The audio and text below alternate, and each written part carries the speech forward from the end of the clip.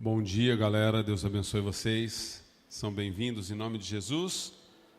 Que bom que você veio, que bom que você está aqui. Se é seu primeiro dia nessa casa, que ela se torne um lar para você. A gente sempre diz isso porque é o nosso desejo. Amém? Glória a Deus. Estamos numa manhã de ceia. Queremos que Deus tenha uma palavra para o seu coração e que Ele quer mudar a sua história.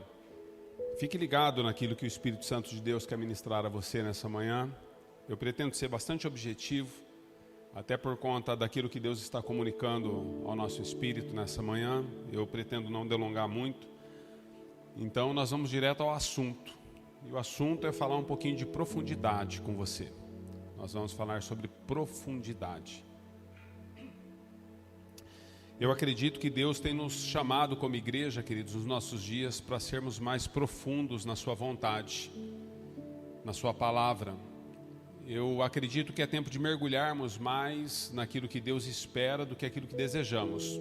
Eu não sei como você tem percebido os seus dias, eu não sei como você tem olhado para as suas estações, mas eu tenho percebido assim de maneira muito clara que Deus ele tem movido por uma série de circunstâncias naturais, Ele tem movido o nosso mundo e o nosso conceito espiritual. A nossa vida espiritual é transformada em tempos de lutas físicas. Quantos sabem disso? Quando nós passamos por lutas e dificuldades, nós temos a tendência humana de nos aproximarmos mais do Criador do que quando estamos em momentos bons. E esse tempo de luta, queridos, tem feito com que muitas pessoas possam olhar para dentro de si. Nós olhávamos muito para o outro, né? E se você é um sábio ou uma sábia, e eu acredito que você seja, você deve estar fazendo também e tendo algumas autoavaliações, a fim de que você possa encontrar a verdade e o caminho.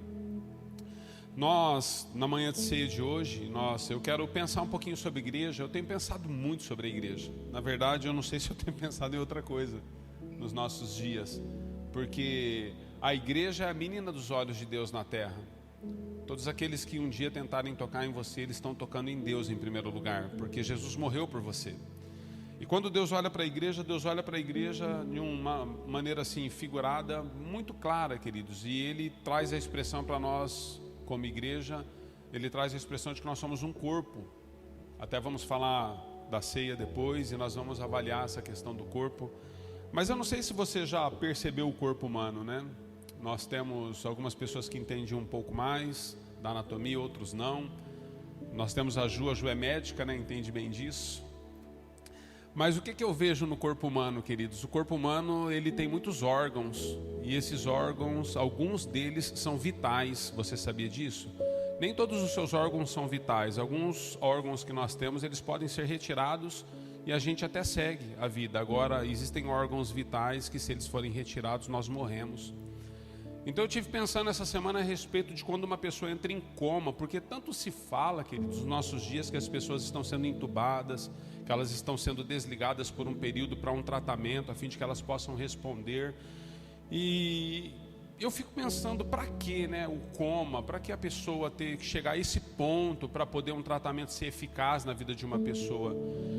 E na verdade, amados, se você não tiver um coma induzido, se for um coma natural por conta de um trauma que o teu corpo teve, o coma ele tem uma função assim tão linda, queridos, para o corpo humano. O que é o coma? Se eu estiver errado, a Ju ajuda aí, me corrige, Ju. Mas o coma, na verdade, é quando um órgão vital está morrendo e os outros órgãos, então, percebendo que aquele órgão vital vai morrer, todos eles trabalham em função de trazer vida de novo àquele órgão que está morrendo. Então o corpo entra em coma, ele entra em stand-by. Todos os demais órgãos, eles trabalham em função daquele que está morrendo para que ele tenha vida. Então os órgãos tiram toda a energia que eles têm, a vida que eles têm, e eles ficam assim só com uma reservinha mínima para continuarem vivos, mas se doando totalmente para trazer de novo o funcionamento daquele órgão vital que está morrendo. Que coisa linda o coma, queridos. Nós não entendemos muitas coisas.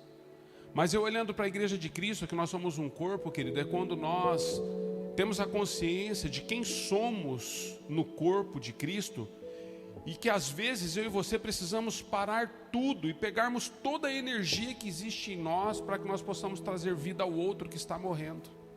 Nós precisamos nos dedicar aos outros. Então, na verdade, o Evangelho, queridos, ele nada mais, nada menos é que depois da salvação ter alcançado você, você é uma extensão daquilo que ele se tornou, nosso Salvador. Às vezes, a sua vida, ela é uma existência da salvação de outros em determinadas áreas da vida deles, sabia? Quando eu estou falando sobre salvação de outros, queridos, não estou falando da salvação eterna, porque essa é só Jesus, vocês estão compreendendo, né? É que existem coisas na vida de uma pessoa que só você tem. Existem coisas dentro da sua família que estão nas suas mãos. Existem coisas a respeito das pessoas com quem você se relaciona, que você deveria ser aquele ou aquela que se desfaz, desiste de alguns direitos que tem, para que você possa trazer energia ao outro. E é sobre isso que eu quero falar nessa manhã com vocês, sobre nós sermos profundos em Deus. E eu quero usar um texto, né, como disse que ia ser direto. Se você é dado as anotações, só entenda isso, você é um órgão vital, tá? Não perca isso de mente, tá bom? Você é um órgão vital. Marcos capítulo 11, verso 12, nós vamos ler até o 14. Marcos 11, verso 12. Vamos tentar entender um pouquinho se nós precisamos ser profundos em Deus para que nós possamos ser bênção na vida do outro. O que demonstra a nossa profundidade? Como nós podemos de fato, né, transparecer, como nós podemos compartilhar a nossa profundidade com outros? Marcos 11, 12 diz assim: no dia seguinte, quando estavam saindo de Betânia, Jesus teve fome. Vendo à distância uma figueira com folhas, foi ver se encontraria nela algum fruto. Aproximando-se dela, nada encontrou, a não ser folhas, porque não era tempo de figos. Então lhe disse: ninguém mais coma do seu fruto. E os seus discípulos ouviram-no dizer isso. Te louvamos, Pai, nessa manhã. Estamos numa manhã estratégica, Senhor. Estamos numa manhã na dispensação de onde o Senhor de fato vai mudar as nossas vidas. Debaixo de uma graça e de um favor imerecido, Senhor. É um dia de ceia e nós queremos entender a complexidade, Senhor, daquilo que a nossa carne não compreende no Espírito. Por isso, abre os nossos olhos, nossos ouvidos espirituais. Senhor, que não seja, Senhor, a palavra de uma comunidade, que não seja a palavra de um pastor humano, que não seja a palavra de um ministério, mas que seja a Tua palavra, Senhor, nas nossas vidas. Nós nos submetemos, Senhor, a toda fonte de vida que o Senhor tem para nós no dia de hoje. Por isso, muda, Senhor, a história das nossas vidas e faz e cumpre o propósito pelo qual o Senhor nos trouxe a este lugar. Cumpre, Senhor, na vida daqueles que serão alcançados através das mídias, e que essa palavra possa adentrar as casas e possa mudar a vida das pessoas. Enquanto elas estiverem assistindo, Senhor, elas possam ser tocadas de maneira profunda e elas possam ser mudadas na essência também. Essa é a nossa oração, Senhor, em favor de cada um de nós, na autoridade do nome de Jesus. A igreja diga amém. Queridos, essa passagem é no mínimo intrigante e interessante, no mínimo. Por quê, queridos? Nós estamos diante de um momento em que Jesus está caminhando com os seus discípulos, tendo fome, ele avista de longe uma figueira, então vendo que ela tinha folhas, se aproxima dela, chegando lá não encontra o que comer, não havia figos nessa figueira, não havia frutos. Então Jesus, diferente das outras vezes que ele se demonstra para os discípulos como um pastor, como um amigo, como uma pessoa de conselhos, como uma pessoa que curava, como uma pessoa de compaixão, diferente de outras vezes, agora Jesus se demonstra diante dos seus discípulos como um juiz. E os seus discípulos ficam chocados em ver Jesus trazendo juízo sobre aquela árvore. Um juízo, queridos, não era comum em Jesus. Na verdade, tudo que Jesus ensina, principalmente no Sermão do Monte, é que você deveria andar 2 milhas, é que você deveria dar a outra capa, é que você deveria dar outra face. E Jesus sempre nos ensina a nos dobrar para que o reino de fato seja estabelecido na terra. Mas nesse momento, Jesus nos parece que ele tem uma postura que incomoda os discípulos. Se você seguir lendo, você vai ver que os discípulos ficam preocupados. Jesus tem uma atitude de dizer: olha, haja morte em você. Nunca mais ninguém coma, você vai se tornar estéril daqui para frente. Nunca mais ninguém vai ver frutos em você e provar dos seus frutos. Chocante, queridos, não era comum em Jesus. E aí nós, às vezes, caminhando, e a religião faz muito isso conosco, a religião, às vezes, tentam colocar coisas e palavras que Deus liberou distorcidas na nossa vida. E as pessoas, às vezes, associam toda a nossa caminhada cristã, o sacrifício de Jesus na nossa cruz, como se ele não tivesse validade alguma. E eles, então, partem por um caminho dizendo o seguinte: olha, se você não dá fruto, Jesus vai te amaldiçoar. Deus vai dizer que nunca mais você dá fruto. Se ele não encontrar fruto em você, você não vai frutificar mais. E as pessoas começam a colocar um peso tremendo, porque a religião é assim, queridos, dizendo que se você está vivendo num tempo e num período onde não encontramos fruto na sua vida, você não serve, e dali para frente então você nunca mais dará. Quantos já passaram por momentos assim, onde as pessoas intitulam você por causa de uma fase, de um momento em que você está vivendo, por causa daquele momento difícil, por causa daquelas circunstâncias, daquelas realidades que você, na verdade, foge das mãos, não consegue enfrentar, e as pessoas então associam textos fora do contexto como pretexto para poder nos amaldiçoar, para poder nos colocar para baixo, para poder... E Jesus está tendo uma estratégia diante dos discípulos que a gente às vezes nem compreende se não entender o todo. A realidade, queridos, é que Jesus, ele está desejando nos ensinar que ele não tem contra você e contra mim se um período de tempo nas nossas vidas não existe fruto em nós. Porque se você prestou atenção no texto que lemos, o próprio texto diz que não era tempo de figos. Não era tempo, queridos. Como que você pode encontrar fruto em uma árvore, sendo que não é tempo de que haja fruto nela? Não era tempo de figos. Então, o que Jesus de fato está querendo nos ensinar com esse texto? Qual é o nível de profundidade que ele quer nos levar em relação à compreensão dessa palavra? O que Jesus está repreendendo aqui, queridos, não é o fato de você e eu darmos frutos ou não darmos frutos fora da estação, mas é o fato de nós nos apresentarmos como se estivéssemos cheios de frutos. E aí, quando as pessoas se aproximam de nós, nós estamos vazios, não temos nada. Me explica melhor, pastor, vou te explicar. Se você entende um pouco, né, de questão de agricultura, principalmente em Israel, as folhas de uma figueira só estavam na árvore no tempo de fruto. Todo o tempo fora dos frutos, a árvore tinha as folhas caídas. Ela não tinha folhas, queridos. Toda figueira fora do tempo de frutificar, ela não tem folhas. As folhas, na verdade, vêm numa estação um pouquinho antes dos frutos. Depois das folhas, então vem as flores e os frutos na figueira. Quando Jesus olha de longe aquela figueira, ele vê ela cheia de folhas. Então ele logo entende, humanamente dizendo: bom, se tem folhas, tem fruto. O que Jesus está tentando demonstrar para mim e para você, queridos, é que ele não pode compactuar com a hipocrisia do homem.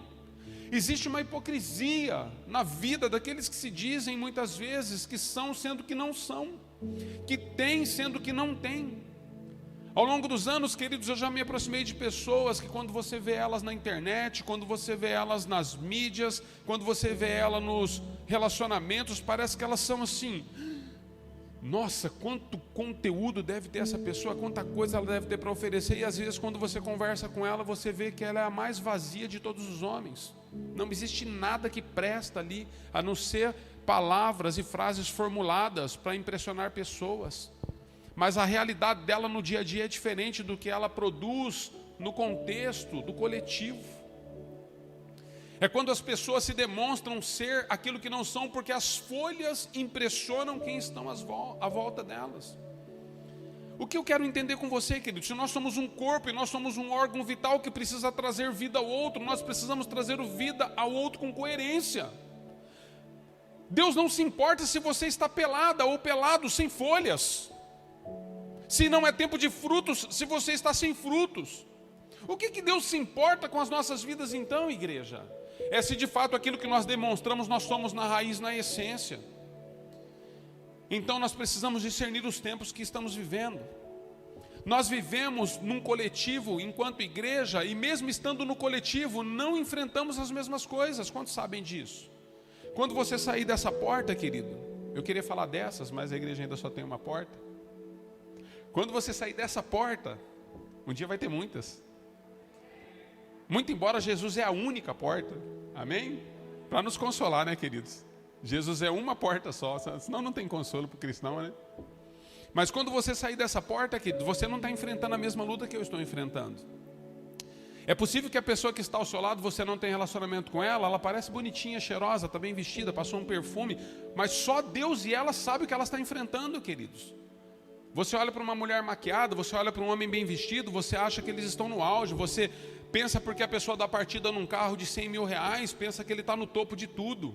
Quanto vazio, queridos, existem nos nossos dias. Quantas lutas nós temos vivido no nosso interior, quantas coisas nós temos trazido para dentro de si que Deus nunca desejou que nós trouxéssemos. E quantas realidades, na verdade, mentirosas nós vivemos. Quantas inverdades, queridos, nós vivemos. Deus espera que eu e você possamos produzir no tempo certo. E que no tempo em que não estamos produzindo, que nós sejamos sinceros. O que Deus está combatendo, queridos, com essa situação, com esse texto, seja o que você é no tempo em que você está vivendo. Sabia que nada adianta um mapa mostrando o destino que você precisa chegar se você não sabe onde está? Você pode ter um mapa nas mãos. O mapa indica onde você tem que estar e chegar. Mas se você não consegue se encontrar onde você está dentro do mapa, você não sabe para onde ir. Porque o mapa está dizendo que é para o norte, mas se você não sabe onde você está, você não sabe onde é o norte. Nós precisamos, queridos, entender e compreender o momento em que estamos vivendo. E vivermos uma realidade sem máscaras. Vivermos uma realidade de que se nós precisamos de ajuda, é tempo de ser ajudados. E se nós temos condição de ajudar, é tempo de ajudar os outros. Mas nós precisamos ser sinceros conosco em primeiro lugar. E não fantasiarmos, queridos, aquilo que estamos muitas vezes desejando no nosso coração como uma verdade, sendo que essa verdade ainda não é uma realidade. Pastor, então o senhor está querendo dizer que eu não posso viver pela fé? Porque a fé é assim. A fé é eu transmitir uma realidade que ainda não acontece, mas ela será. Queridos, eu não estou falando disso. O que Jesus está combatendo diante dos seus discípulos é a hipocrisia. Não era tempo de figos, queridos. Aquela árvore não tinha obrigação de dar figos. Ela não tinha obrigação nenhuma de dar figos, não era tempo. Mas ela também não precisava estar cheia de folhas. Eu gosto muito de Eclesiastes, querido, capítulo 3. Eclesiastes capítulo 3 nos ensina que existe um tempo determinado por Deus para todas as coisas debaixo dos céus na terra. Então ele diz que há tempo de chorar e há tempo de sorrir. Há tempo de plantar e de colher, há tempo de deitar e de se levantar. Há tempo de sair correndo e ficar parado. Há tempo para tudo, querido, debaixo dos céus na terra. Sabe o que eu percebo em Eclesiastes 3, querido? Que nas estações onde Deus está querendo nos fazer pessoas profundas nele, Deus, ele tem a provisão para cada estação, sabia disso? Sabia que até as lágrimas que você chora nos dias difíceis da sua vida, que você está enfrentando as lutas diversas que outros não estão enfrentando, sabia que até as lágrimas que você chora é ele quem provê para você? Sabia disso? Deus é capaz de prover as lágrimas que você precisa para chorar nos dias difíceis. Também Ele é capaz de prover o sorriso que você tem nos lábios quando tudo está indo bem. Então, para cada estação que nós vivemos, igreja, Deus tem uma provisão para as estações que nós estamos enfrentando. A realidade é se nós estamos enfrentando essas estações de maneira profunda, compreendendo o que Ele está fazendo. Nós corremos o risco, às vezes, amados, de passarmos por uma estação e não discernirmos o que essa estação fez em nós. Então nós voltamos quase sempre num círculo vicioso, a estaca zero. Às vezes você conserta a sua vida financeira, mas você já está na 7ª vez que está consertando ela. Por quê? Já é 7ª vez que você está de novo precisando de um contábil. Às vezes você conserta coisas emocionais profundas na sua vida, passa-se 1 ano, 2 anos, você está na lama de novo. Por quê? Porque nós não estamos compreendendo as estações que enfrentamos. E não estamos entendendo o quão profundo precisamos sair das circunstâncias em que enfrentamos. Todas as lutas que você enfrenta, igreja, todos os dias difíceis que você passa, querido, querida, é para que Deus possa fazer de você mais a sua imagem e a sua semelhança. Eu não consigo acreditar num evangelho que não transforma pessoas, queridos, porque o evangelho ele é transformador. O evangelho tira o homem da lama e coloca ele assentado na mesa com príncipes e reis da terra. O evangelho pega uma estéril e faz dela mãe de filhos. O evangelho pega um pobre e escreve o nome dele no livro da vida, se tornando o homem ou a mulher mais rica da face da terra, porque aquilo que o dinheiro não poderia comprar com a sua pobreza, Deus fez, independentemente de uma ação humana. O evangelho nos transforma. O evangelho muda a sua realidade em todos os aspectos e sentidos. Aquilo que você olhava, você já não deseja ver mais. Aquilo que você falava, já não deseja falar mais. As pessoas com quem você se relacionava, você já avalia hoje se de fato é um bom caminho para você. Porque o evangelho é assim, queridos. Os seus vícios, os seus costumes de estimação. O evangelho é isso. Ele é transformador. O que Deus espera para mim e para você como igreja, se nós desejamos cumprir a vontade de Deus, é colocar o nome certo em cada uma das coisas. E qual é o nome certo? Não é tempo de fruto. Qual é o nome certo? É tempo de fruto. Qual é o nome certo? Eu não sei em que estação você está, mas eu acredito, queridos, que o evangelho é transformador nas nossas vidas. Nós precisamos não perder coisas que são preciosas para nós. Algumas pessoas, queridos, elas são consideradas na Bíblia até como pessoas que cumpriram totalmente o propósito de Deus. Mas Deus traz alguma advertência a respeito dessas pessoas. Davi foi um homem segundo o coração de Deus, mas ele não compreendeu a profundidade de uma estação em que ele estava vivendo. Quando Saul perseguia Davi, queridos, porque Saul ficou com inveja de Davi, Davi era o homem mais crente da face da terra, quantos sabem disso? Pensa num homem cheio do Espírito Santo, era Davi. Ele estava sendo perseguido por Saul. Mas houve um momento que Deus então, ele alinha as coisas na vida de Davi, estabelece ele agora publicamente como rei. E aí Saul já não está mais, queridos. E tem um texto na Bíblia que diz que quando todos os reis saíram para a guerra, Davi desejou ficar em casa. Quando Saul perseguia Davi, Davi não ficava em casa, queridos. Ele estava nos campos de batalha, ele estava clamando a Deus, ele estava escrevendo os seus salmos, ele estava chorando, ele estava tocando harpa, ele estava guerreando. Era um tempo de aprofundar as raízes em Deus. Era um tempo de ser aprofundado na visão que Deus tinha, para aquilo que Deus haveria de confiar nas mãos de Davi.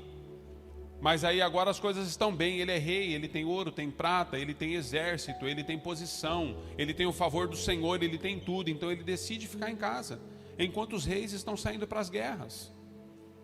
O que isso ensina para mim e para você, queridos? Davi perdeu o espírito de voluntariedade.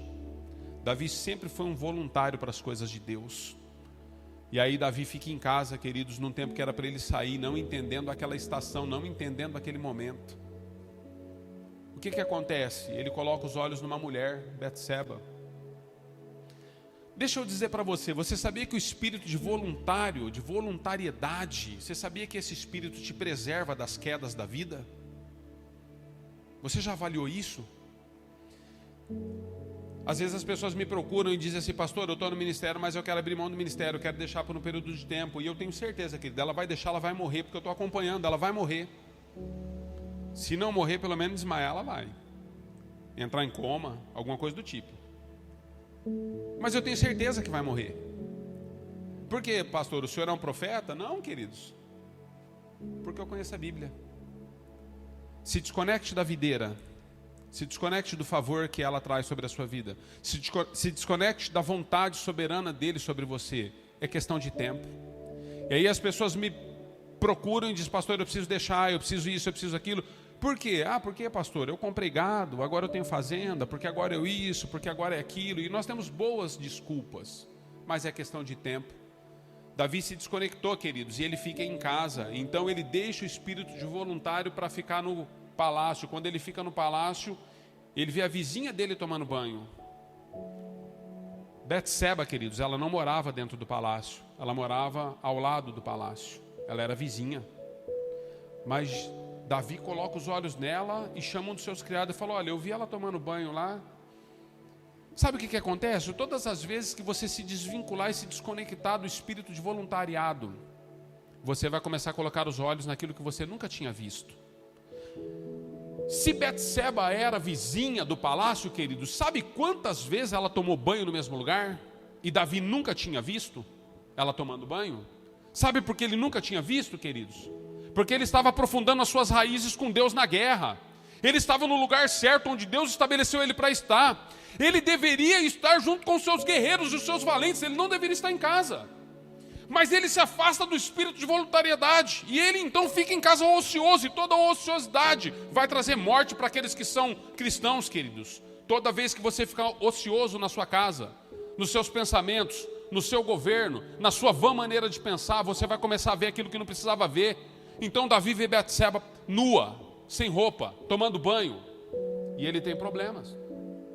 Deixa eu dizer algo para você. Quando você tinha um espírito de voluntário na presença de Deus, fazendo a vontade de Deus, o pastor era ruim do mesmo jeito. O ministério de louvor dava problema do mesmo jeito. As pessoas eram chatas do mesmo jeito na igreja. Os líderes de célula eram sem noção do mesmo jeito. Do mesmo jeito, queridos. Mas você estava com o espírito de voluntário na guerra, você não tinha olhos para isso. Mas você saiu do espírito de voluntário que Deus te deu. E agora você vê tudo de ruim. Você vê Betseba para todo lado. Queridos, nós precisamos aprofundar as nossas raízes. Jesus está combatendo o espírito de hipocrisia. É quando nós saímos do espírito de voluntariedade e começamos a colocar os olhos em tudo e pôr defeito em todos, quando na verdade o problema está em nós. Pastor, eu não acredito que Deus me tirou da minha casa num frio desse de manhã para tomar uma surra dessa. Fica tranquilo, querido, eu estou cheio de vergão nas costas também. Semana foi minha. Está tudo certo. Vocês precisam me ajudar também, né? Sou eu que vou apanhar na igreja. Queridos, nós precisamos voltar para o centro da vontade de Deus. Davi não compreendeu uma das estações que ele estava vivendo. Mas Deus traz Davi de volta, queridos. E eu quero finalizar com você, porque nós vamos ter a ceia. Eu tenho outro texto, eu quero avançar para esse texto com você. Deixa eu só achar ele aqui. Lucas capítulo 13, verso 6, nós vamos falar de uma outra árvore, de uma outra figueira. Lucas 13, verso 6 a 9. E eu quero continuar dando base nisso que Davi viveu e enfrentou. Lucas 13, 6 a 9.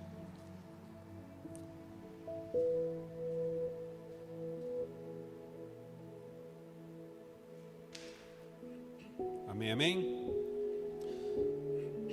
Diz assim: então contou esta parábola. Um homem tinha uma figueira plantada em sua vinha. Foi procurar fruto nela e não achou nenhum.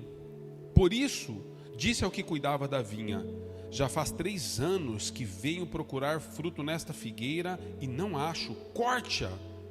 Por que deixá-la inutilizar a terra? Respondeu o homem: Senhor, deixa por mais 1 ano e eu cavarei ao redor dela e a adubarei. Se der fruto no ano que vem, muito bem, se não, corte-a. Queridos, eu quero te chamar para esse contexto então. Um homem plantou uma figueira que dá figos no meio de uma vinha que dá uvas. Eu vejo Deus nos trazendo uma figura, queridos, de pessoas que estão plantadas em lugares que elas não se sentem adequadas. Sabe qual que é a diferença entre o lobo e a ovelha, quando Deus naquele grande dia vai separar o joio do trigo e a ovelha dos bodes? Sabe qual que é a diferença do lobo e da ovelha? Se nós somos lobos, queridos, nós vamos conviver com as ovelhas. Mas você sabia que o lobo come ovelha, né? Ele ataca as ovelhas, né? Se nós somos lobos, nós vamos conviver com as ovelhas. E nós vamos conseguir comer grama por um período de tempo, mas vai ter uma hora que a nossa carne vai pedir carne. E é inevitável, queridos. Então eu vejo uma árvore plantada em um lugar, na verdade, que é distinto para ela. Não era comum. Um homem planta uma figueira no meio de uma vinha. Nós, queridos, somos a igreja de Cristo. E quando nós olhamos para o nosso redor, à nossa volta, nós vemos tudo que Deus está fazendo. Mas às vezes nós não nos identificamos com algumas coisas que Deus está fazendo, porque nós nos sentimos um peixe fora d'água. Nós nos sentimos estranho em tudo que está acontecendo. Eu penso que aquela figueira é uma maneira figurada, tá, queridos, de compreensão com a parábola que Jesus contou, até por isso era uma parábola.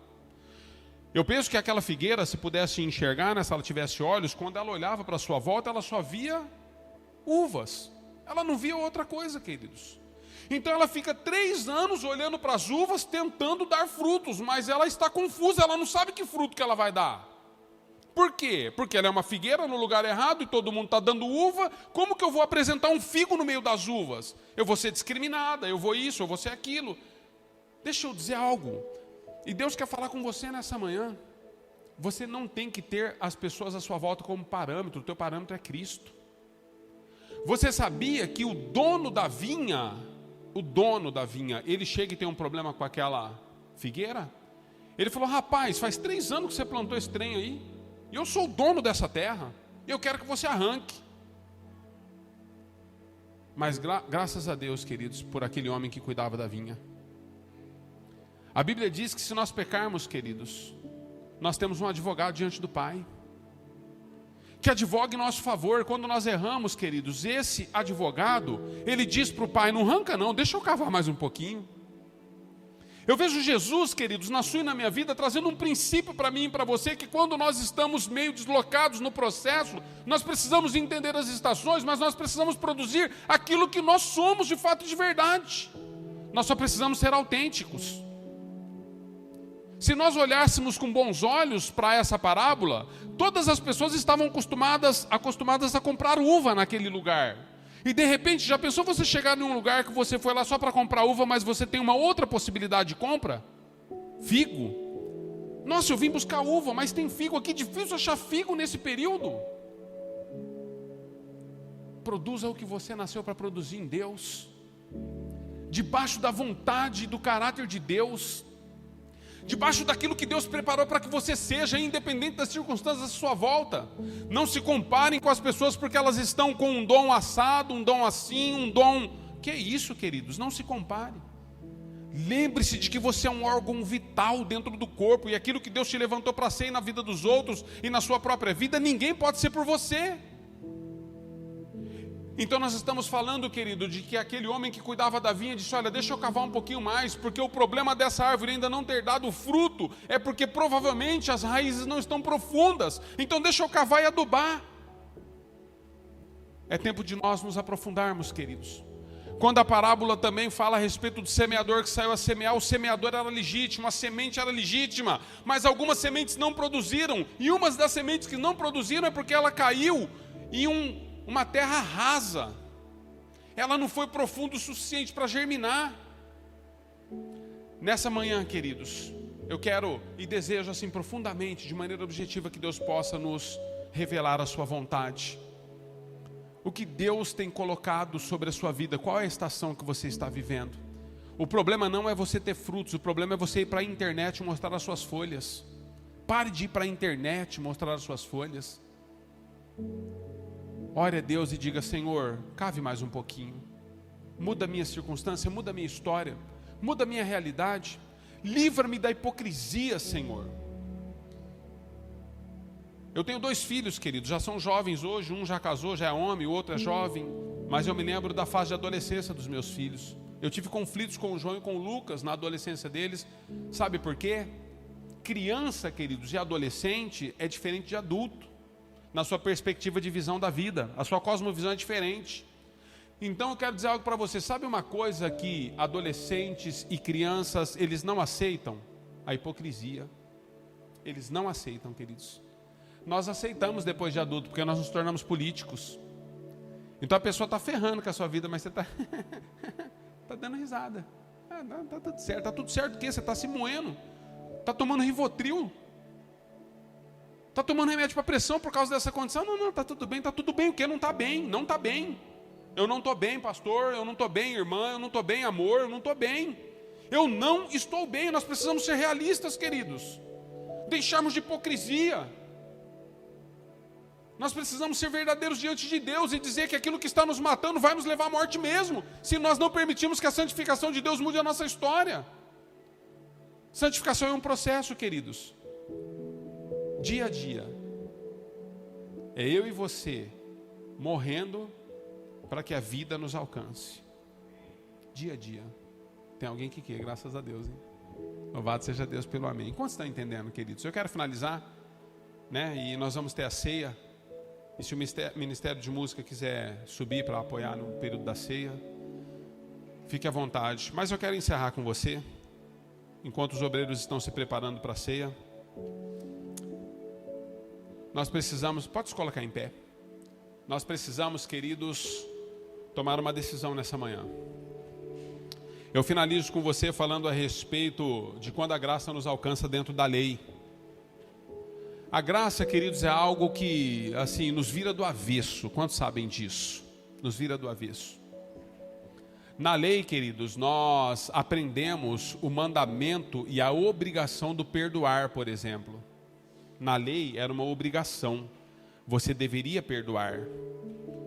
Quando Jesus e Pedro têm um bate-papo, Jesus até diz para Pedro, não 70, Pedro, mas 70 vezes 7. Porque a lei ensinava o perdão. Mas eu vejo algo sobre a lei e sobre a graça, queridos. Mesmo no novo nascimento, nós iniciamos pela lei. Sabia disso? Parece complexo o que eu vou dizer. Que os teólogos aí não confundam o que eu estou dizendo. Ok? Mas mesmo na graça e no novo nascimento, nós iniciamos na lei. Por que nós iniciamos na lei? Porque quando a graça nos alcança, então a gente tem compreensão do novo. Mas quando a gente tem compreensão do novo, o primeiro degrau que nós subimos, o primeiro passo que nós damos é na lei. Porque agora nós queremos cumprir tudo o que nós infligimos de lei na terra. Nossa, se eu quebrava essa lei, então vou fazer isso. Nossa, se eu quebrava aquela lei. Queridos, a graça não veio na sua vida e na minha vida para ficar quebrando uma lei ou outra. A graça veio para nos libertar. Então, queridos, nós precisamos começar em Levi, mas nós precisamos terminar em Melquisedeque. É esse o sacerdócio do crente. Nós precisamos terminar na graça. E a graça nos ensina algo profundo, queridos. A graça nos ensina que o perdão, na verdade, já não é mais uma obrigação. O perdão é um direito. É isso que a graça ensina para você. E qual que é o direito, pastor? É o direito de você se ver livre daquele que te aprisionou em ofensas. Coisa mais linda é a graça, queridos. É quando você passa a ter o direito de não estar mais preso naquilo que de fato te tira do propósito, que demonstra só folhas em você, sendo que não há frutos. Quantas pessoas se aproximam de você esperando comer algo? Eu quero ser aquele que alimenta, queridos. Quantos querem ser? Então nós vamos caminhar para isso hoje em nome de Jesus. Nós vamos ter o tempo da ceia e depois nós vamos orar. Mas eu queria que você avaliasse a sua vida. E que você pudesse perceber se existem folhas em tempo que você deveria estar seco. Esteja seco, queridos. Não tem problema em estar seco. A Bíblia diz que se a árvore cortar do galho caído no chão, ainda assim, estando em Deus, ele a florescerá. O Salmo 1 diz que aquele que está no Senhor à beira do ribeiro, dará fruto na estação certa. Não demonstre fruto, não tem problema. Deus te ama como você é. Eu te amo como você é, sabia? Eu tinha muitas preocupações, queridos, de mostrar as minhas misérias para as pessoas. E eu vivia um período debaixo de uma lei imposta nas minhas emoções, muito profunda. Eu tinha muita dificuldade. E eu não queria demonstrar as minhas mazelas e as minhas misérias. O que vão pensar de mim? Até que um dia eu compreendi. Quanto mais nos expomos, mais as pessoas nos amam pela nossa autenticidade. Porque de fato eles nos conhecem como somos. Deus possa te abençoar nessa manhã, na autoridade do nome de Jesus.